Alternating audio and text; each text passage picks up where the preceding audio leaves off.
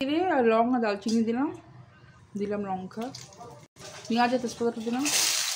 পেঁয়াজটা হালকা ভাজা হবে, এ দেখো এরকম বেটেছি। আদা রসুন লঙ্কাটা, আদা কম নিয়ে দিলাম। টমেটো, নুন দিলাম, শাকটা বেটে নিই, পানিটাকে ডুবিয়ে রেখেছি।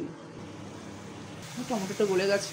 ধনে দিলাম, জিরে দিলাম, সামান্য একটু হলুদ দিলাম, বিনা হলুদে খেতে নেই, একটু দিলাম লঙ্কা গুঁড়ো, মিশিয়ে নিই। দিলাম পানিরটাকে আমি ভেজে দিইনি, তোমার তারা ভেজে দিতে পারো। দিলাম চিকেনটা আমি সেদ্ধ করে নিয়েছিলাম, একটু ফুটিয়ে নিয়েছিলাম।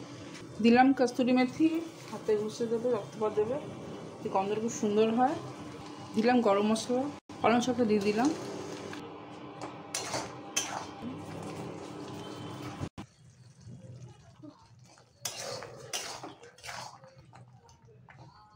একটু বাটার দিলাম, একটু ঢেকে দিলাম। কর্ন পালক পনির রেডি।